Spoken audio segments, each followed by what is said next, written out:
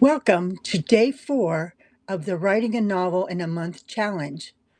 During the past few days, we have created our storyline, created our protagonist or main character, and we created his beginning story and delved into his past to see what makes him tick and possibly provide some material for future backflashes.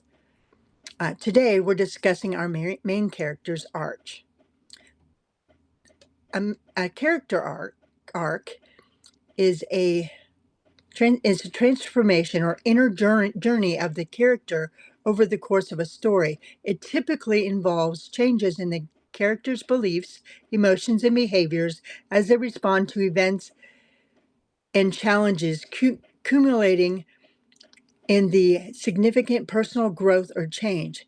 Character arcs help make stories compelling and relatable by showing how characters evolve from their initial state to a new understanding or way of being. You'll include this specific character arc in your character Bible. The protagonist story generally follows the major story arc. A typical protagonist arc usually satisfies readers in like this. Okay, we're going to use an example of a classic tale that I'm sure you all recognize. I won't use the name of the protagonist or the name of the story, but I'm sure you'll recognize it. Our protagonist is a little girl who lives on a farm with her aunt and a bunch of ranch hands, and she has a little dog. Now, that's at the beginning of the story. That's her usual way of life.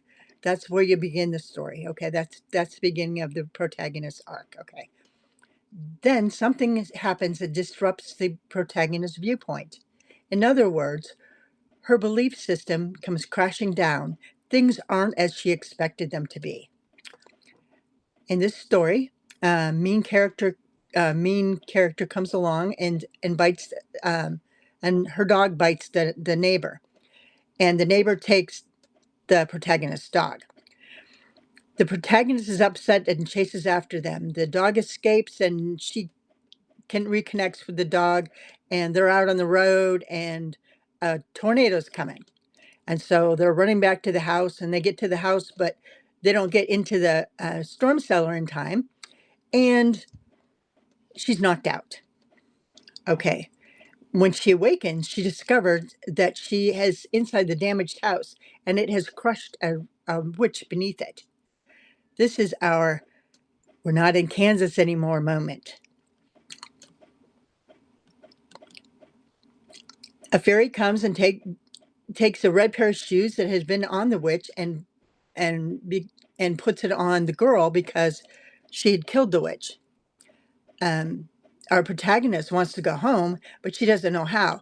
Some little people tell her to go up the road where a man can fix her problems. The protagonist and her dog go on up the road.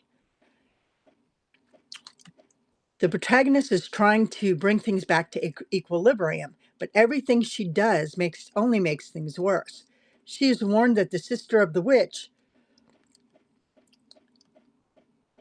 that she killed wants the red shoes, and that the fairy had given her, and she's willing to do anything to get those shoes back. Along the way, others join her in a quest to get home, and they have their own reasons for seeing this man who will fix all their problems. The worst thing that can happen happens, and so she must change. The witch catches her and her dog. The witch tries to take the girl's shoes, but the shoes shock the witch instead. Everyone realizes that the only way to get the shoes is if the witch kills the protagonist. In the process, the protagonist throws water in the witch, and the water melts the witch and kills her instead. The protagonist and her friends are now free to continue their journey to the man who knows everything. But a final crisis happens. They get to this man, and the protagonist realizes that the man who supposedly knows everything can't help her. However, at this point, the fairy returns and shows the protagonist that she had the shoes and that the shoes were her way to get back home. She had the answer the entire time.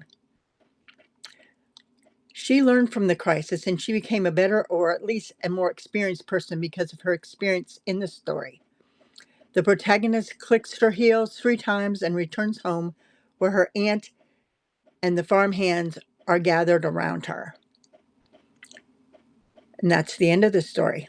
And that was we saw the crisis, and this was the climax. This is the end of the story, and everybody lives happily ever after.